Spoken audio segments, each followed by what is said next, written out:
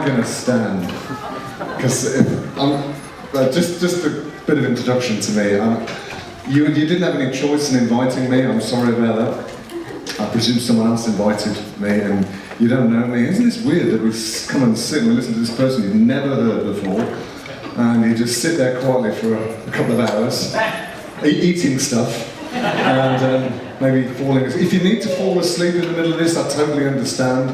I fell asleep in one of my own teachings once. Maybe I'll tell you that story at some point. And it feels like to me, if I stand up there, you'll think I'm a little bit more distant because I've got to break down these barriers because you think, who's this strange person? Yeah, why don't you just turn to the person next to you? I love doing it because I've got the power at the front. Why don't you turn to the person next to you and go, he looks quite safe. It's not going to help.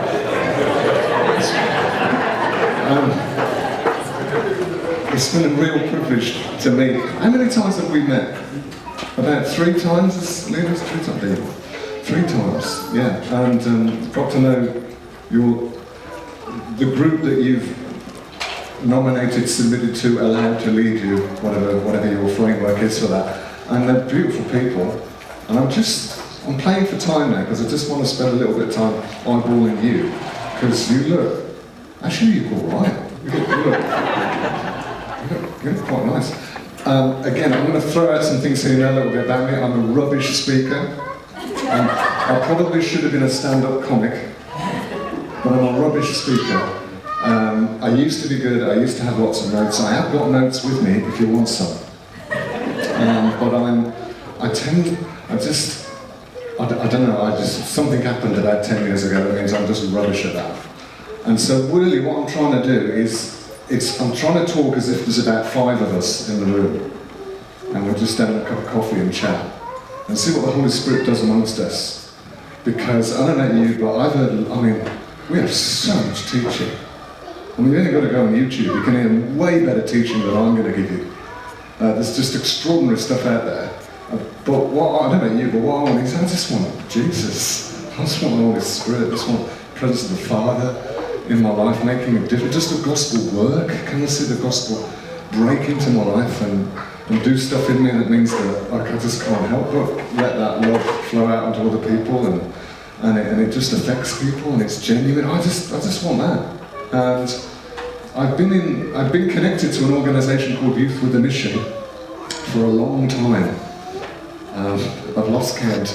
I'm going to 29 years. I don't think I'm in Highland anymore, but it's really hard to leave. So I don't really know. I'm still invited to the members' meeting, so I don't know how you do that. So I'm kind of connected to that. But something happened about 10 years ago, 12 years ago, in my journey, and I'm going to have to give you a little bit of that because it's kind of found. I found that it's not what you teach as much as who you are. That I can't teach anything that's not me. And if it's not in my life, it really doesn't count for anything, really. It's just rubbish. But if it's in my life, then something comes on it, and it's alive, and then we can pass that on to each other. It's funny, isn't it, that we all sit and listen to a guru at the front speaking, but I know that you have life experiences where you've met God, that if we shared, and I'm sure you do, if we shared even more, right, extraordinary stuff would be imparted to one another. So that's what I think the Holy Spirit's about. These next 2 days, this day and Sunday. I think He wants to do something in us so we're different. Not that we've got a bunch of notes, but we're stirred. And maybe you might go away not knowing what you heard. You might have scribbled a few things down on a bit of paper, but you go and think, what happened? What was that about? But what I'm kind of expecting, because the Holy Spirit does this, is something will happen within you. And because I think you're special. You must be, because I'm here. I'm the most special person to God in the world. That's true. I have to admit it. But so are you. Only God can do that. So there's never an ordinary gathering or an ordinary encounter with God. It's ultra special. Right? There's nothing like his connection with you. It's extraordinary. And he's gathered, for better or for worse in your mind, he's gathered you here with this bunch of people who look quite okay to me, but you probably know them better than me. And you're here, you're sitting on a chair here, and that can't be just an accident. So maybe you'll love some of what God does, maybe you'll hate some of it. I hate some of the stuff God does. I really argue with God sometimes. I think he's got bad ideas at times, but usually he wins. But he is God, and he will do stuff in us. So that's kind of what I'm expecting. And 10 years ago, I think it's probably longer than that, because I always say 10 years because it's an easy round number, it's probably 12 years now or something like that. I was leading Youth with a Mission England with about, I think it was 2 others of us. So we started with 5, and we became 3. And we were leading one in England, which is like 365. It's a year, isn't it? I suddenly just realised that.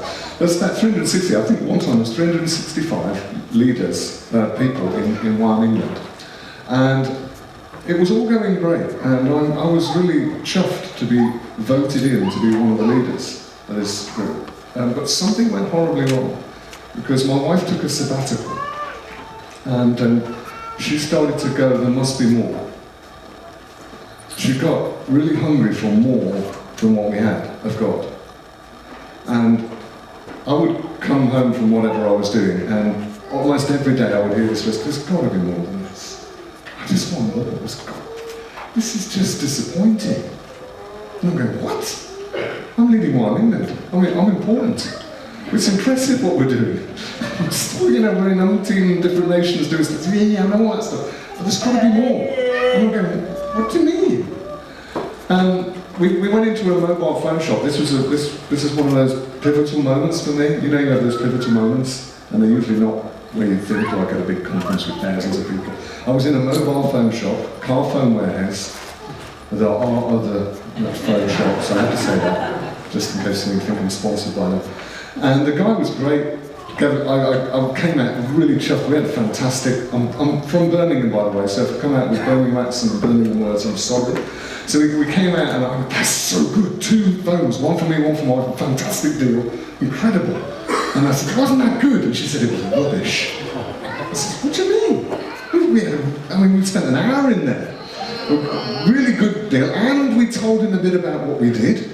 He asked what we did, and I told him a bit about missionary work and what it was. And we had a good conversation. He says, yeah, but if Jesus was here, the guy, we would have prayed for him, and the guy's withered arm would have been healed. Because he had a withered arm. And we didn't even bother to pray for him.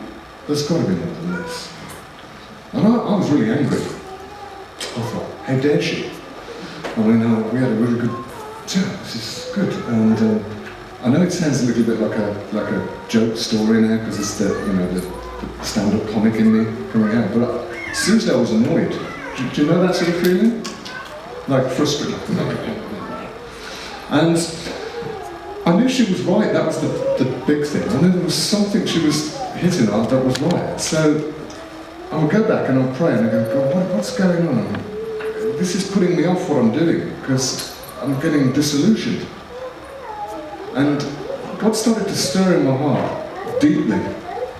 We went and got prayed for by a couple of people who had come from the States. And there was a bunch of them who had come from the States. They were experiencing some kind of move of God in their church, and they'd ended up connected to Wyoming. It's a long story. And they'd come in pairs. They'd taken holiday from work just to come to Wyoming England's headquarters and pray for people. And me and Catherine, my wife, were there, and we were at a meeting, and at the end, the leader of the base said, does anyone who wants prayer, any of you leaders want prayer, these guys are here, and they will pray for you. So I thought, that sounds good. So me and Catherine sat with these 2. They spent an hour and a half with us, praying for us. And they started off with something they called original design. And they started to prophesy, like in a way I'd not really seen before. They had a system. it was a married couple, and the guy would say, right, how many things we're going to get for Paul? And his wife would go, 5.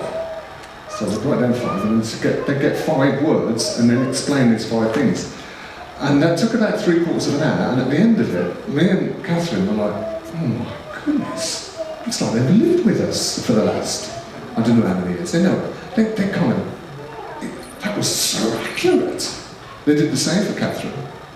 And at the end of that, he stood up and he looked around. I'm thinking, this is, I felt like someone had come up to me and slapped my face. Like, God's real, he can speak into life, he knows all about you. Of course I know that, but when you suddenly hit you afresh? He stood up and he went, okay, let's just check, have we got enough time? Yeah, I think we've got time. We can do your sins now, if you like. So I went, yeah, sure, okay. And so they said, well, we'll do you first, Paul. I said, yeah, fine. And they said, right, I'm just going to listen to what he says to his wife. Just listen, how many sin patterns are we going to get now? And she goes, 7. And I'm thinking, don't be silly. I'm a leader of One England. I've probably got maybe 1, maybe 1.5 sin patterns at the most. 7? And she starts to rattle off these words, and then he goes, stop, okay, can you explain that? What did he do yesterday that was coming out of that sin pattern? And so she gets this thing, and I'm looking at Catherine and her jaws are dropping, because it's like they've been in our house. And actually, she says some of the things, and they explain it, and I'm going to Catherine, I'm mouthing to Catherine, is that a sin? And she's going, I think it is. Oh my goodness. So it messed with my head, this whole experience. We left them, and it did some. Catherine is still going around going, there's got to be more. She's seeking God, and I'm going, what was that? I'm a leader in One England. And they just instantly got 7 sin patterns, and they all seem to be, what's going on? Catherine got hungry for more of what these guys were carrying, and they were holding a conference in One England's headquarters, and she said, I want to go. Come on, we should go. And I said, I don't want to go. And, I'm too busy. I'm a leader of so much admin, and I can't afford 5 days out of my schedule to do this. Honestly, I'm just being honest. I wouldn't say that in public. I'd have said something like, I'm not sure the Holy Spirit's telling me to do that. But with Catherine, he'd be like, I don't want to do that. I've got more important things to do. And she's going, what, more important things than our marriage? More important things than God? Well, they're not like that. I'm doing stuff for God, and I'm, investing in it. So no, we should go. So I said, okay, well look, I'll tell you what, I'll go for 2 days, maybe 3, and if it's any good, I'll stay. But I've got a lot of admin, I'll probably have to leave. And that was the plan.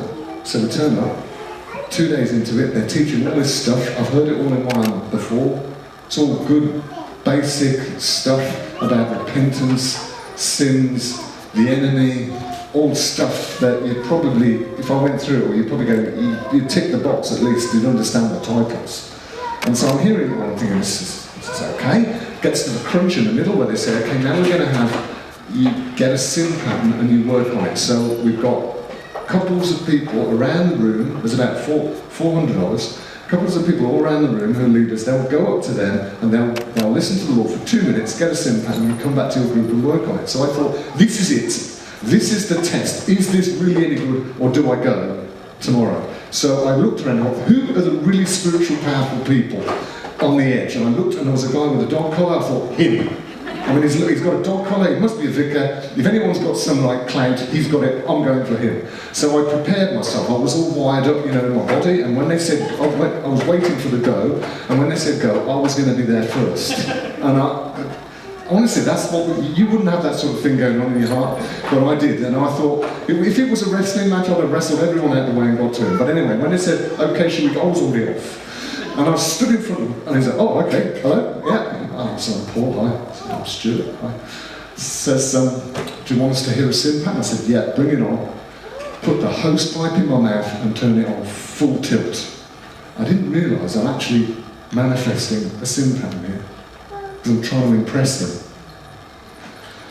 So he goes, okay, so we've got 2 other people with him, and they listen, they go quiet for 2 minutes, and then he stops, okay, well, looks at their notes, and okay, well, we've got a few things, but I think really the main thing we've got here to give you is this one here. It's fear of lack of provision. And my heart just sank. I thought, oh, what a little rubbish. Oh, I thought it was just going to be good. I honestly got a little bit excited. And I just went, And I went, and he looked at me and says, does that resonate? Does that work? And I said, well, I mean, I'm a YWAM, so all YWAMers need money. And I looked around the room, and I said, look, I don't think I'm any worse off than anyone else here. It's not like I'm thinking in my head, I probably prayed in more money than anyone else in the room. It's just the sort of stuff going on in my heart. I'm not aware that this is really a bit yucky, because I'm not really looking at it. I said, well, it's okay. And I said, but it's not really the hottest. Could you give me the next one? So he does. But I can't remember what that was now, because of what happens over the next 24 hours. So I go back to the group and I supposedly work on this thing, but in my head I'm thinking, I'm going. That's it. It's just, Okay, that night, middle of the night, 3 o'clock in the morning, I'm woken up. And I'm wide awake, and into my head is pouring video clips, if you like, memories from just the day before, the last 24 hours, of things I've done, and the question, why are you like that, Paul? 15 things came to my head. I knew this was the Holy Spirit because I was wide awake, and they were utterly vivid, and I was gutted by every instance I was seeing, and the question, why are you like that? Because I'm thinking, yeah, why am I like that? One of the key one for me, if you like, was going into the lunchroom, where all the lunch is laid out, 400 people, we're in a queue. I start talking to a woman, I've never met her before, saying, where are you from? And as I'm talking to her, I notice in the corner of my eyes 2 leaders that I do know talking in the distance, and they look like they're having an intense conversation. And I think, they're leaders, I'm a leader, I should be over there. How do I get out of this conversation with this woman as soon as possible without upsetting her too much, because I want to be over there? And I'm thinking, what's stopping me love this woman in front of me and want to get over there? So I'm up at this point, I've got out of bed so I don't wake Catherine up, gone to another room, and I'm on a chair and going, God, why am I like this? What is that? Now I hear a voice. To me it's like audible. I'm not sure anyone else would have heard it, but it was so loud it resonated in my head. It said, Paul, fear of lack of provision. And I went, what? I don't get it. And I was transported back in my imagination and my experience, all of a sudden, to somewhere I didn't want to go. I was back to being 32, and I'm sitting at a table with my first wife, and she's telling me, I don't want this relationship anymore. And it's so vivid, it's dark, it's depressing, it's horrible. I don't want to be here, it's so real. It's like I'm back there, it's like I'm watching it. And I go, oh, I'm going, Holy Spirit, why do I have to be back here? And again, vividly I hear, because this is where this one started.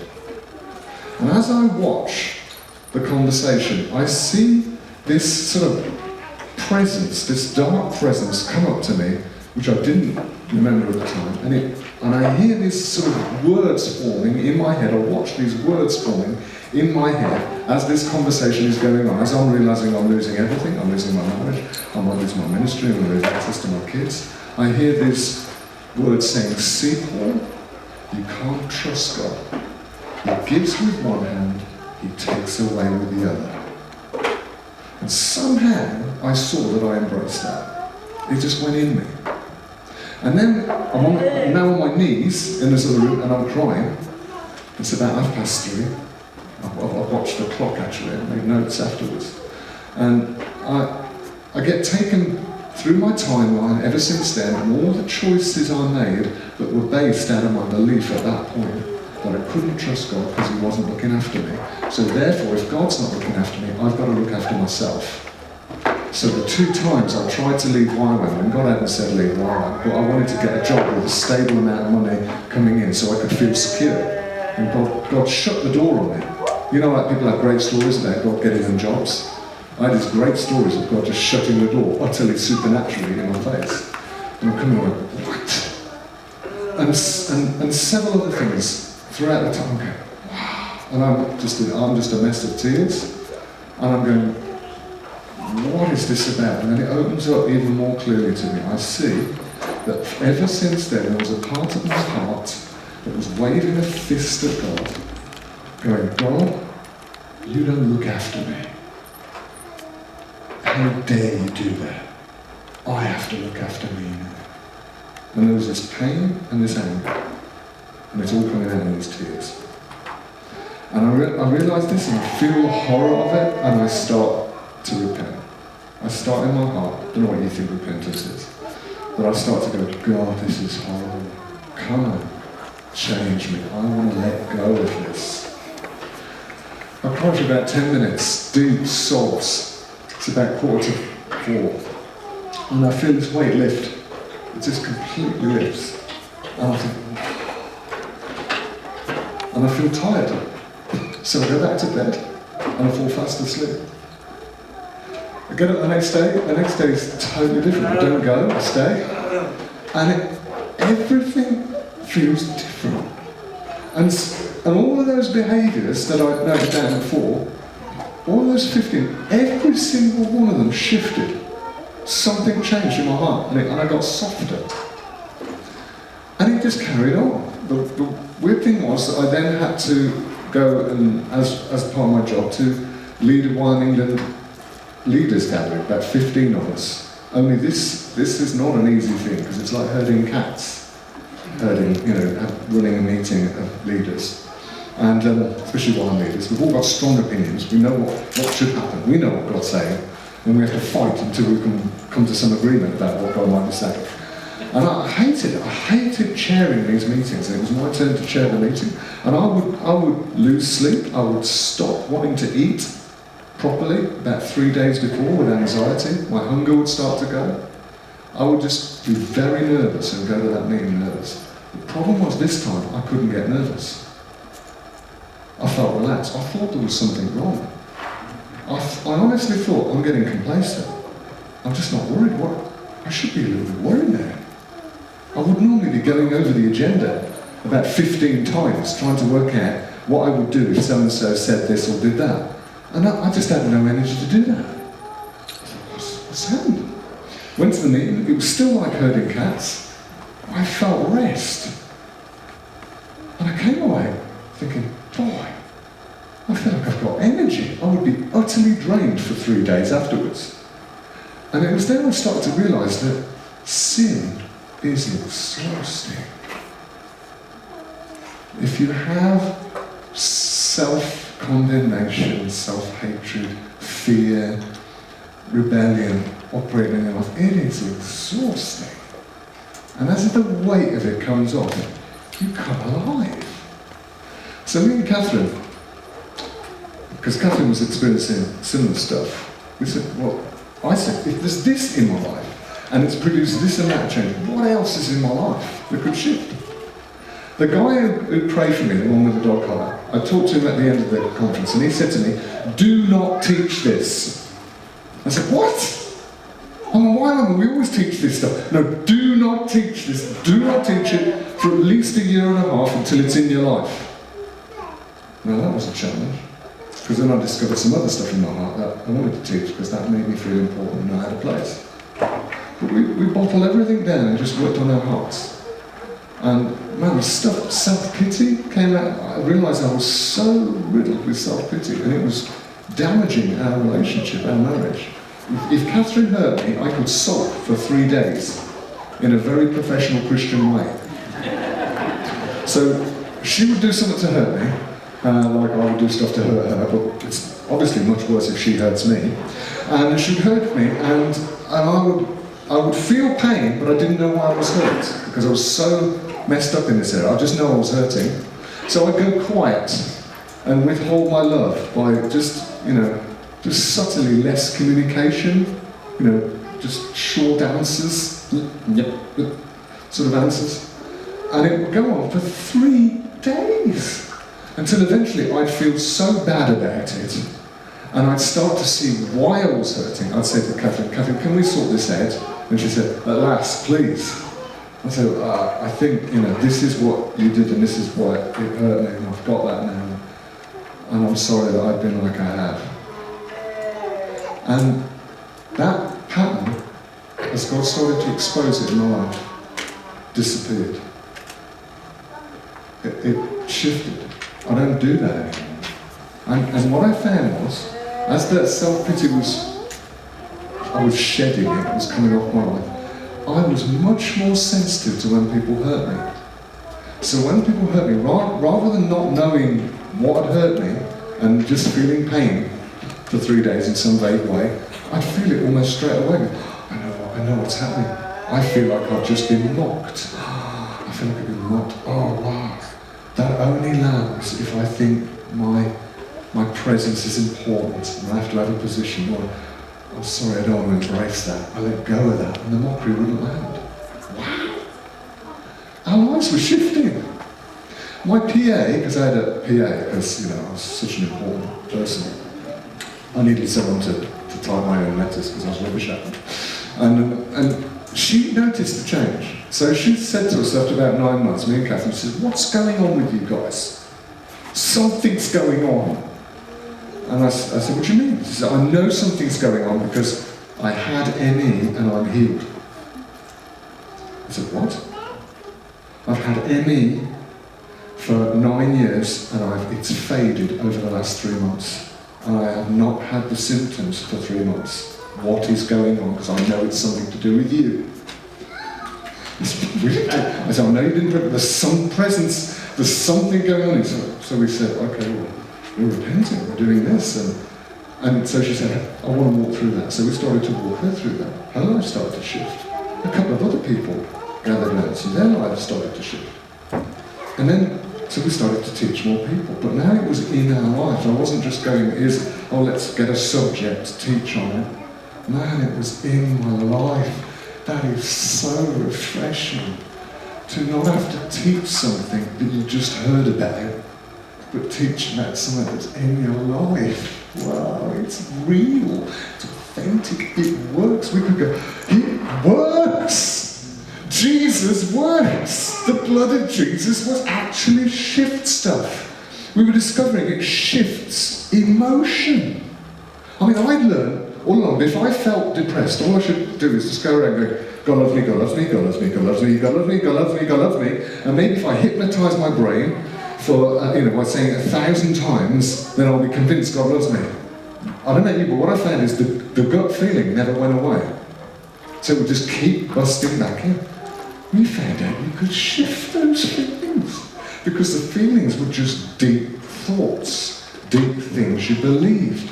And if you allowed the Holy Spirit to expose them and undid them, let go of them, just come out of agreement with your bond with it, stuff shifts. And it was hurting, but it was good.